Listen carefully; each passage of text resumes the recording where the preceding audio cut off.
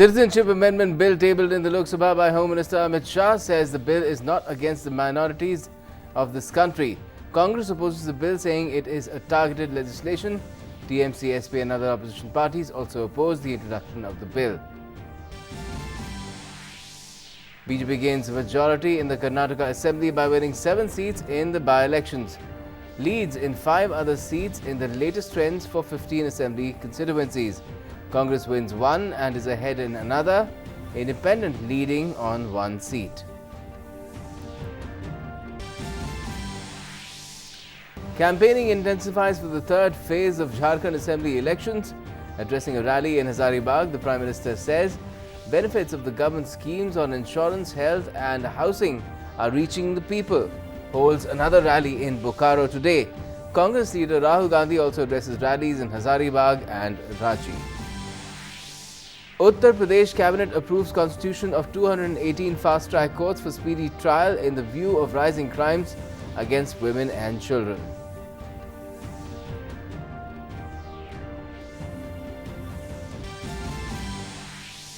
Supreme Court agrees to hear on Wednesday a PIL seeking an SIT probe in the Hyderabad encounter case.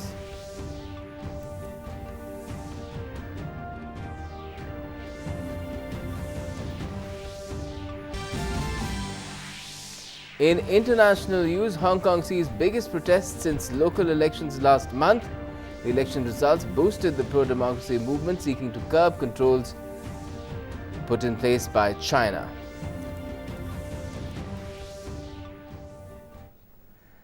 Namaskar, you're with the latest here on DD News and DD India. I am Gautam Roy.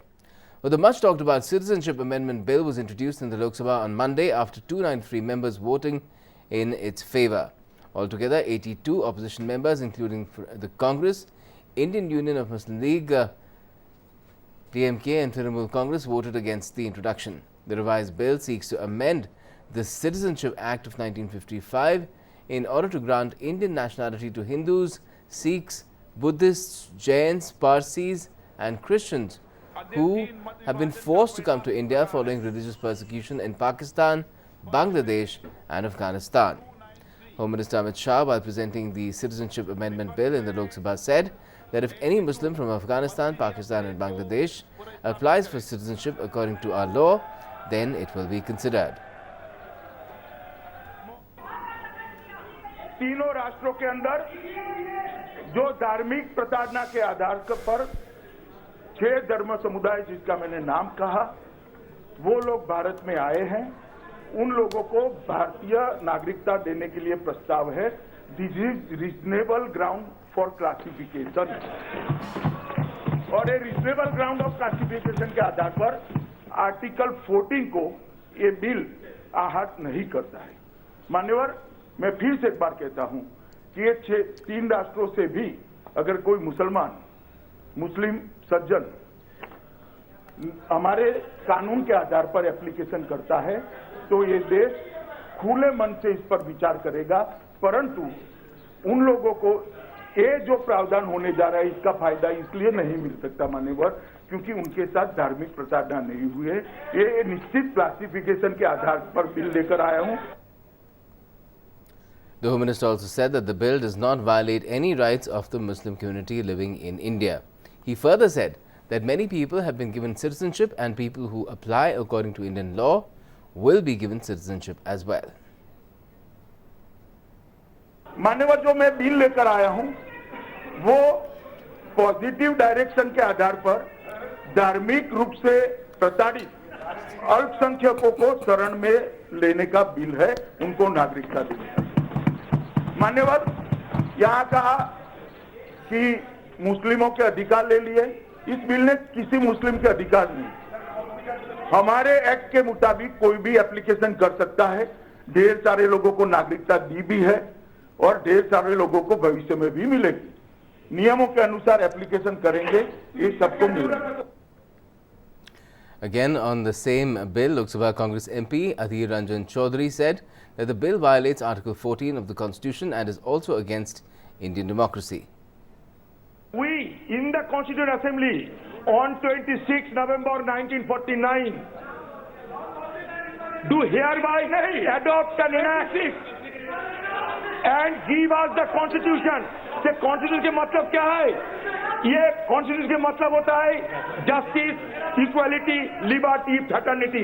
ये preamble को ठोकर रहे हैं, article 14 को आप undermine कर रहे हैं, आर्टिकल 14 को आप आक्रमण कर रहे हैं. तो ये तो हमारा संसदीय नहीं साहब, हमारा लोकतंत्र की ढांचा है. TMC MP Shaukat Roy termed the Citizenship Amendment Bill as divisive and unconstitutional. The bill is divisive and unconstitutional. It violates Article 14 of the Constitution, which ensures equality before law of all persons. This law is against everything that our founding fathers and Dr. Ambedkar envisioned in the Constitution of India. In Karnataka now, the BJP is poised to sweep the by-elections in the state.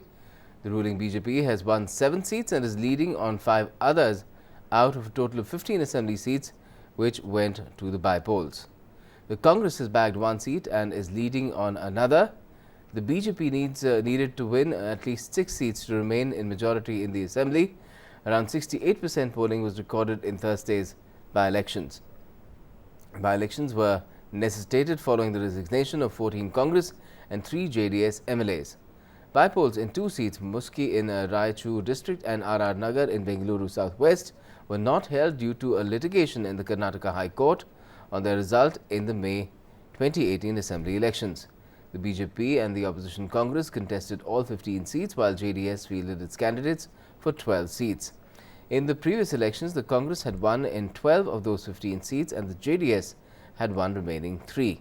At present, the BJP has 105, Congress 66 and JDS 34 members in the assembly. Now, as the BJP is now more or less victorious in most of the seats in Karnataka by-elections, Chief Minister B.S. Yediyurappa has said that people have given the BJP support and this will lead them to run a stable government for the next 3.5 years in the state. I am happy that people have given very good verdict, and now without any confusion, because another 3.5 years without any disturbance, we can give stable government and pro-people government. And my aim is in next assembly elections, minimum we must win 150 seats. Conceding defeat in the Karnataka by-elections, Congress leader D.K. Shivkumar said that the party agrees on the mandate of the people and accepts defeat. He further added that by-elections and general elections both are different and there is no need to be disheartened. We have to agree the mandate of the people of the voters of these 15 constituencies. But I could see that the people have accepted the defectors. All the by-elections, the ruling party will have an edge over the issues on various issues. But still, ultimately, we have accepted the defeat. I don't think that we have to be disheartened. Now let's get you updates from the poll-bound Jharkhand.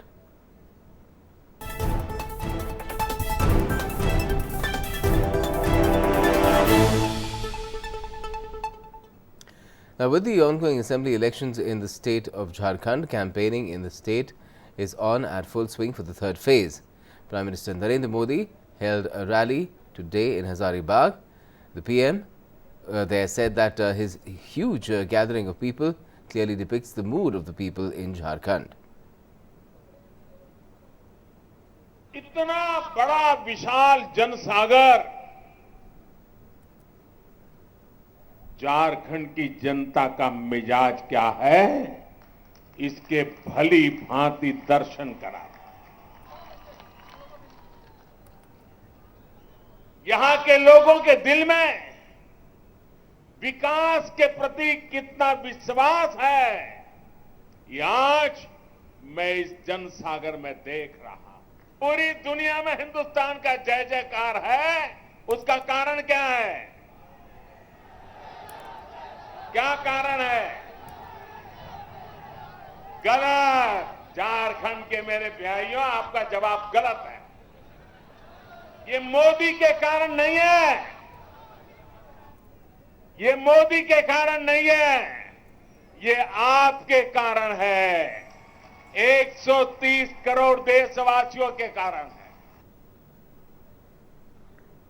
And Congress leader Rahul Gandhi also held an election rally at Hazaribagh in Jharkhand today.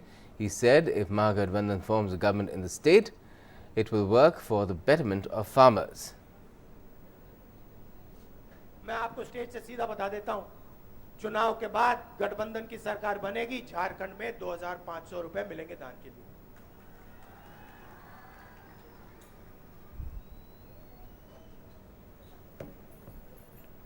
The Uttar Pradesh cabinet today cleared a proposal to set up 218 fast-track courts for hearing cases pertaining to crimes against children and women. State Law Minister Brijesh Pathak told reporters that Chief Minister Yogi Adityanath has expressed concern over crimes against women. Of these, 144 courts will hear cases of rape, while 74 courts will hear cases in which POCSO Act has been slapped. The cabinet also approved Zurich Airport International as developer for the Jewar Airport. That's a greenfield, a new airport that will be coming up in Greater Noida in the National Capital Region. Supreme Court today agreed to consider granting hearing on Wednesday on one of the PIL seeking an SIT probe into the killing of 4 men arrested on charge of gang rape and murder of a veterinarian in Telangana by the police in an alleged encounter. A bench headed by Chief Justice S.A. Bobde took note of the submissions of lawyer G.S. Murray that the plea seeking independent investigation against the police officials concerned be listed for hearing urgently. An SIT probe has been added for that matter by the Telangana government as well, and that happened in a note on Sunday. An 8-member team has been set up. We'll have to wait and see what the court has to say about that move as well. Now, President Ramnath Kovind today presented the Lakshmipat Singhania IIM Lucknow National Leadership Awards 2018 at Vigyan Bhavan in New Delhi today. Addressing the gathering, the President said that the latest and age-old experiences together help us to improve present management institutions.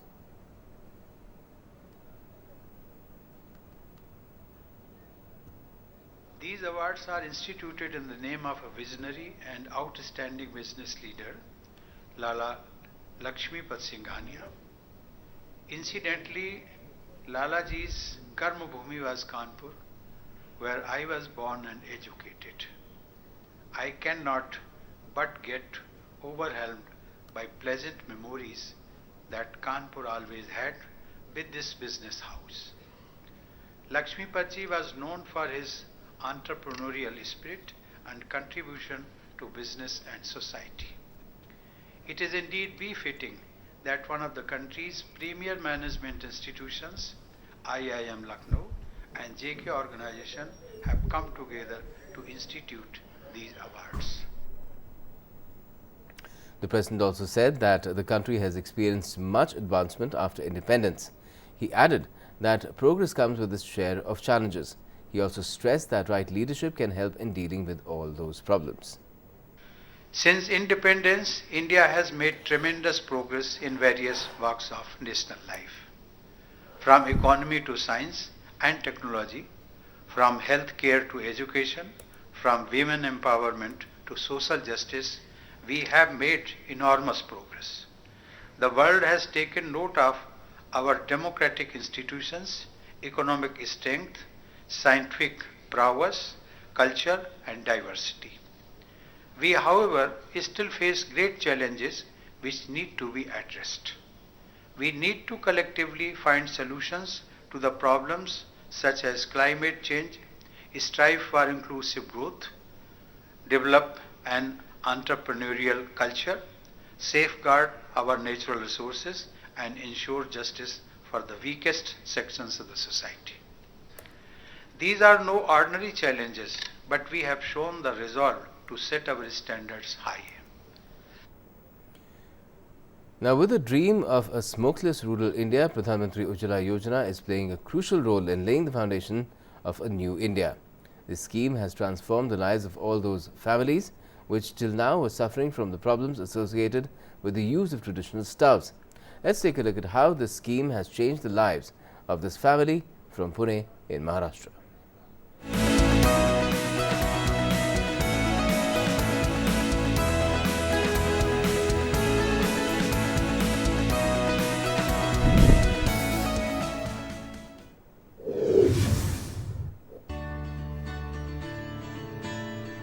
Reshma Ghulam Ali Bhagwan is a resident of Vanavadi in Pune district.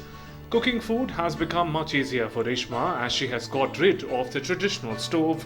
She no longer has to waste hours waiting in queue to buy kerosene as she has got a gas stove under the Pradhanmantri Ujjwala Yojana.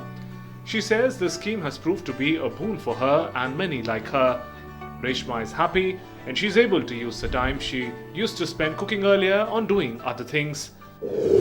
जो मोदी सरकार ने हमको gas दिया है उससे हमको परेशानी दूर हो गई हमारी। जो हम स्टोव पे पकाते थे रॉकेल को परेशानी होने की हमको वो परेशानी दूर हो गई। तो जो मोदी सरकार ने गैस दिया तो हमारा टाइम बच रहा है तो हम जॉब को भी जा सक रहे। रॉकेल मिलने का नहीं, रॉकेल को लाइन लगाने की पड़ने की, काम पे जाना आसान हो रहा गैस आया तो टाइम की बचत भी हो रही है। हमको बहुत अभी सहूलत हो गई है।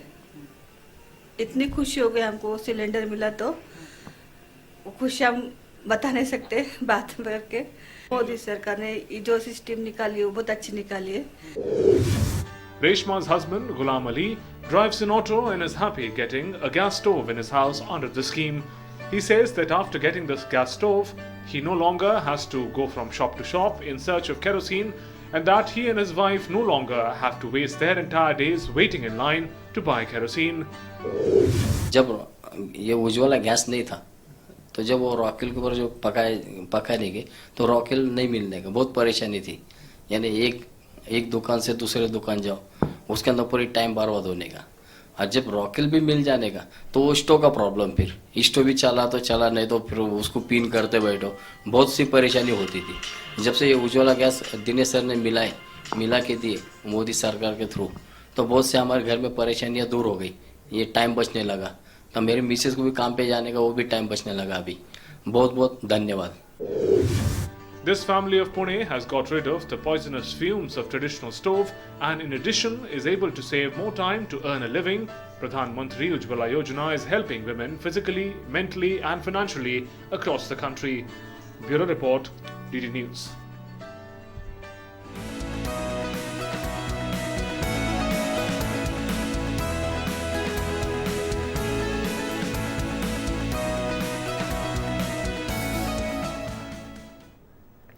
International news now, and in Hong Kong, vast crowds of black-clad demonstrators thronged the largest anti-government protest since local elections last month.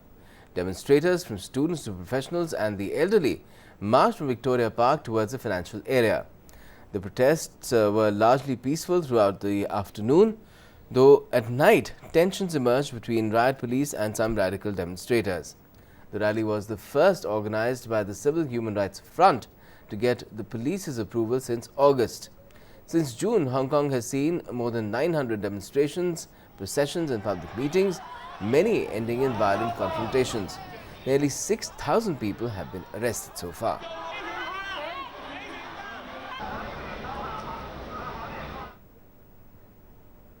US President Donald Trump has warned that North Korea's Kim Jong-un had everything to lose through hostility towards the United States after Pyongyang said it had carried out a major new weapons test.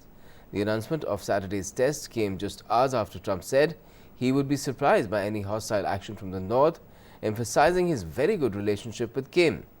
Trump and Kim engaged in months of mutual insults and threats of devastation in 2017, sending tensions soaring before a diplomatic rapprochement the following year. The pair have met 3 times since June 2018, but with little progress towards denuclearization. Pyongyang has set Washington a December 31st deadline to make new concessions to kickstart stalled talks. Myanmar leader Aung San Suu Kyi and delegation arrived in the Netherlands to defend the country against charges of genocide of its Rohingya Muslim minority. The hearings are due to take place in the UN's top court at The Hague from the 10th till the 12th of December. Gambia has filed a lawsuit in November accusing Myanmar of genocide, the most serious international crime against its Rohingya Muslim minority. During 3 days of hearings, it will ask the 16-member panel of UN judges at the International Criminal Court of Justice to impose provisional measures to protect the Rohingyas before the case can be heard in full. More than 7 lakh Rohingya fled Myanmar in 2017 after a brutal military-led crackdown the UN has said was executed with genocidal intent and included mass killings and rape. Climate change activists blocked roads leading to London's Heathrow airport on Sunday in protest against plans to build a new runway. The activists filmed themselves cycling en masse towards the airport with a makeshift bulldozer in response to comments made by British Prime Minister Boris Johnson. The Conservative Party leader told voters in his West London constituency 4 years ago that he would lie down with you in front of those bulldozers and stop the building, stop the construction of that third runway. London's Heathrow, the busiest airport in Europe, published plans in July to build the controversial third runway and new terminal facilities. Britain has spent decades arguing about building more air capacity in the densely populated southeast of the country. Now, at least one person was killed when New Zealand's White Island volcano erupted suddenly today, leaving authorities scrambling to treat the injured and find those unaccounted for. Prime Minister Jacinda Ardern said the volcano island off New Zealand's north coast had erupted while groups of tourists were visiting. New Zealand police also claimed that it was too dangerous to carry out volcanic rescues. The GeoNet agency said a moderate volcanic eruption had taken place and raised its alert level to 4 on a scale where 5 represents a major eruption. White Island sits about 50 kilometers offshore from mainland New Zealand. Now, women in Saudi Arabia will no longer need to use separate entrances from men or sit behind partitions at restaurants in the latest measure announced by the government that upends a major hallmark for conservative restrictions that had been in place for decades. The decision, which essentially erodes one of the most visible gender segregation restrictions in place, was announced on Sunday by the Municipal and Rural Affairs Ministry. Some restaurants and cafes in Jeddah and Riyadh's upscale hotels had already been allowing unrelated men and women to sit freely. The statement noted that the long list of published decisions was aimed at attracting investments and creating greater business opportunities. Now, Indian athletes are continuing with their outstanding performance in the 13th South Asian Games in Nepal. Consolidating its top position, India has clinched 252 medals comprising 132 gold, 79 silvers and 41 bronze medals so far. Indian judokas made a brilliant start of their campaign and won 5 golds, 1 silver and 1 bronze. Sushila Devi brought first gold in women's 48 kg. Later, Vijay Kumar Yadav won gold in the men's 60 kg and Jasleen Singh Saini clinched gold in 66 kilograms. In 73 kg, Vishal Ruhil bagged bronze.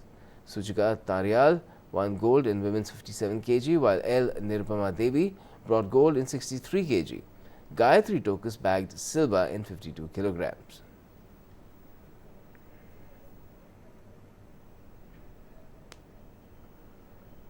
The wrestlers also continued their outstanding performance and clinched 4 golds. In women's 59 kg, Anshu won gold, while Sakshi Malik clinched gold in 62 kg. Ravinder brought gold in men's 61 kg and Pavan Kumar clinched gold in 86 kilograms. In tennis, India has made a clean sweep. India won 3 golds and equal number of silvers today in mixed men's and women's doubles. In squash, India bagged 1 gold, 2 silvers and 1 bronze. In women's individual event, India won gold and silver. In the final, Tanvi Khanna defeated Sunaina S. Kuruvilla by 3-1. In the men's individual, India got silver and bronze. India's Harinder Pal Singh lost to Tayyab Aslam of Pakistan by 1-3 in the finals. Harinder won silver and Abhay Singh got the bronze. In shooting, India won 2 golds and 1 bronze. In the men's 10-meter air pistol team event, Shravan Kumar, Ravinder Singh and Sumit Raman clinched gold. In individual event, Shravan Kumar grabbed gold and Ravinder Singh brought in the bronze. In fencing, India clinched 3 golds by winning men's and women's team events. India also bagged silver in handball.